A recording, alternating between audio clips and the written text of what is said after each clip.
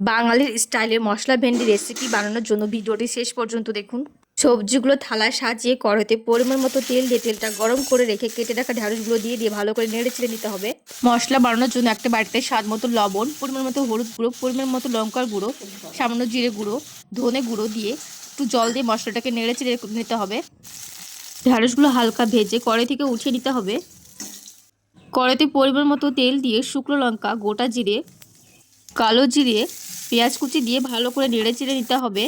পেঁয়াজগুলোকে হালকা ভেজে টমেটো কুচি দিয়ে দেব। তার সাথে বাটিতে তৈরি করা মশলাগুলো দিয়ে ভালো করে নেড়ে চেড়ে নিতে হবে। মশলা ভালোভাবে কষানো হয়ে গেছে, ভেজে রাখা ঢ্যাঁড়সগুলো দিয়ে দিলাম। ঢ্যাঁড়সগুলো দিয়ে মশলার সাথে আবারও ভালো করে কষিয়ে নিতে হবে। কষানো অনেকটা হয়ে গেছে, পরিমাণ মতো জল দিয়ে চেড়ে নিয়ে ঢাকা দিয়ে দেবো সেদ্ধ হওয়ার জন্য। কিছুক্ষণ পর ঢাকনা উঠিয়ে নেড়ে চেড়ে নিতে হবে, দেখতে হবে ভালো ঢ্যাঁড়সগুলো সেদ্ধ হয়েছে কি। ঢ্যাঁড়সগুলো সেদ্ধ হওয়ার জন্য আবারও ঢাকা দিয়ে দেব। 5 থেকে 6 মিনিট পর ঢাকনা উঠিয়ে আবারও নেড়ে চেড়ে নিলাম। ভালোভাবে ঢ্যাঁড়সগুলো সেদ্ধ হয়ে গেছে, নামিয়ে নিচ্ছি।